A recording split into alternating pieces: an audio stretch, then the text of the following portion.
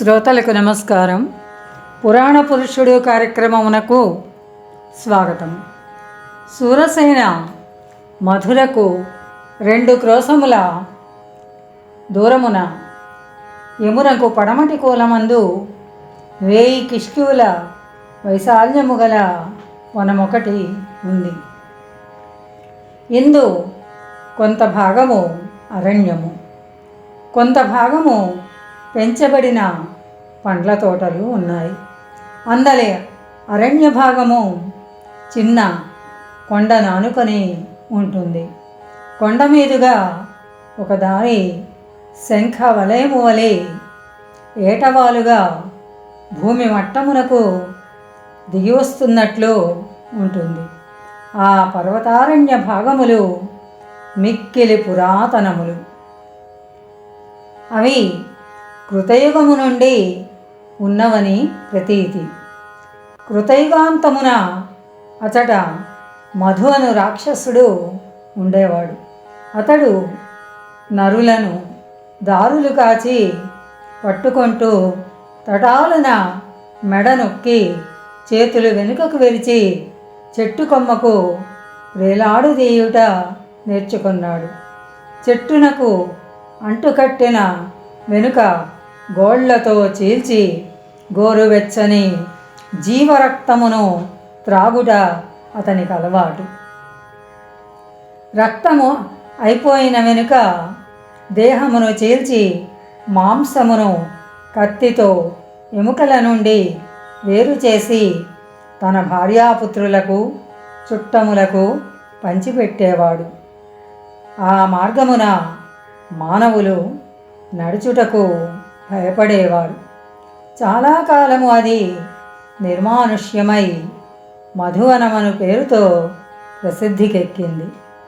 కృతయుగాంతమున కోసలములను పరిపాలించిన ఇక్ష్వాక వంశీయుడగు ప్రసేనజిత్తు విష్ణుని అంశయందు జన్మించి మధువును సంహరించి వనమును ఋషులకు ధారాదత్తము చేశాడు. అప్పటి నుండి అది మధువనమను తపోవనముగా మారింది. ఇప్ప పువ్వుల చెట్లు మధువనమున కోకొల్లలుగా పెరుగుతూ ఉంటాయి. త్రేతాయుగమున కూడా మధువనము సూర్యవంశపు రాజుల పాలనలో ఉంది. అందరి ఋషులకు పర్ణశాలలు ఏర్పరచుట, తపస్సునకు వాసయోగ్యములైన సంభారములను సమకూర్చి పెట్టుట తమ పరిపాలనలోని భాగముగా సూర్యవంశపు రాజులు భక్తితో అనుష్ఠించి పూజ్యభావమును వహించి ఉండేవారు. మాంధాత పరిపాలనము వరకు అట్లే జరిగింది. తరువాత తరముల ప్రభువులు ఆ వనమును గూర్చి అంతగా పట్టించుకొనలేదు. త్రసదస్వుడు అను సూర్యవంశపు రాజకుమారుడొకడు తన రాజ్యమందలి అరణ్యములపై తనకు బాధ్యత లేదని ప్రకటించి విడిచిపెట్టేశాడు. అప్పటి నుండి అతడు అనరణ్యుడు అను అప్రసిద్ధ బిరుదనామమును పొందాడు. కాలక్రమమున అడవులు మ్లేచ్ఛులచే ఆక్రమింపబడ్డాయి.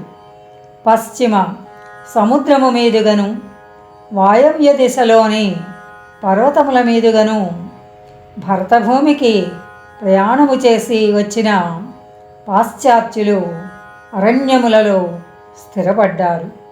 కలపను ఇతర వృక్ష సంపదను తమ దేశములకు తరలించుట ప్రారంభించారు. వారితో చేతులు కలిపిన బానిస బుద్ధులైన భారత ప్రభుత్వాధికారులు వారికి తోడ్పడ్డారు. తత్ఫలితముగా వారి అధికారులకు అడవి పందులను, కుందేళ్లను, జింకలను వేటాడి చంపి తెచ్చి ఇచ్చేవారు. కొంతకాలము తరువాత లవణాసురుడను పాశ్చాత్యుడు పశ్చిమ సముద్ర తీరములను భారతీయ ప్రభుత్వపు అనుమతితో 1000 సంవత్సరములు గుత్తకు తీసుకొని ఉప్పుటేళ్ల ఏర్పరిచి ఉప్పు వాణిజ్యమును చేశాడు. అతడు మహాధనవంతుడై మధువనమున స్థిరపడి ఆ వనమునకు ప్రభు అయ్యాడు. తన దేశముల వారిని వారి నాగరికతను భరతభూమి యందు నెలకొల్పుట పెద్ద సన్నాహములు చేశాడు. ఉప్పు వాణిజ్యమున భారతీయుల నుండి గడించిన సువర్ణములతో వైద్యాలయములను యవన విద్యా బోధనాలయములను స్థాపించాడు. వేద విద్యపై నమ్మకము లేని వారు అతడ విద్యాభ్యాసము చేయవచ్చునని ఆహ్వానించాడు. అతడ విద్యాభ్యాసము చేయువారికి యజ్ఞోపవీతములు ఉండరాదు. వేదము చదువుట యజ్ఞములు చేయుట పనికిరాదు. పశ్చిమ ఖండవాసుల మతచిహ్నములైన కంకపక్షి లాంఛనములను ధరించాలి. ఆ వర్గమునకు చెందిన వారికి ఉచిత సేవ చేయవలెను. మిగిలిన వారు విద్యాభ్యాసము చేయదలిచినను వైద్య సహాయము పొందదలిచినను అపారముగా సువర్ణములను చెల్లించాలి. లవణాసురుని వర్గముగా ఒక చిన్న పరిపాలక వర్గము ఏర్పడింది. వారు దేశమున వర్గభేదములను రేపారు. ఆ వర్గభేదములకు పుట్టిన దుండగములకు ప్రజలు గగ్గోలు పడ్డారు. రఘురాముని తమ్ముడైన శత్రుఘ్నుడు యుద్ధమున లవణాసురుని సంహరించాడు. వాని పరివారమును నావలపై వారి దేశమునకు తరిమాడు. దానికి మెచ్చి రఘురాముడు శత్రుఘ్నుని మధువన రాష్ట్రమునకు రాజుగా నియమించాడు. శత్రుఘ్నుడు మధువనమునకు సమీపమున రాజధానిని నిర్మాణము చేయించి దానికి మధుర అని పేరు పెట్టాడు. ప్రస్తుతము ఉగ్రసేనునకు సంక్రమించిన మధురాపట్నము ఇది. ఉగ్రసేనుడు మధువనమును చక్కని పండ్ల తోటగా మార్చాడు. అందు కొన్ని వేల కుటుంబముల వారు వనపాలకులుగా పనిచేయుచు జీవనోపాధులు గడించుకొని అచటనే వాస్తవ్యత ఏర్పరచుకున్నారు. వసుదేవుడు అచట కొంతకాలము వసించి గోగణములను వృద్ధి చేసి వైశ్యుల కుటుంబములకు అప్పచెప్పాడు. నగర వాణిజ్యమును వదిలి వసుదేవుని ఉద్యమమున చేరుట వలన ఆ వైశ్యులు వ్రజగణమని పేరు పొందారు. వ్రజగణములనగా విడిచిపెట్టిన వారని అర్థము. కంసుడు వసుదేవుని ఉగ్రసేనుని కారాబద్ధులను చేసిన వెనుక మధువనమందలి వైశ్యుల కుటుంబములను వెడలగొట్టి ఆలమందలను స్వాధీనము చేసుకొన్నాడు. అప్పటి నుండి ఆ వనము ప్రభుత్వ పశు విక్రయశాలగా మార్చబడింది. గోవర్ధన సీమయందలి గ్రామములలో నందగోపుని అధీనముననున్న వ్రజ కుటుంబముల వారికి దగ్గర నుండి సుంకముగా కొన్ని లక్షల గోవులను కేసి స్వాధీనము చేసుకొన్నాడు. అందు సగభాగము మాత్రము కంసునకు లెక్క చెప్పి మధువనమునకు త్రోలాడు. మిగిలిన సగము రహస్యముగా హస్తినకు తరలించాడు.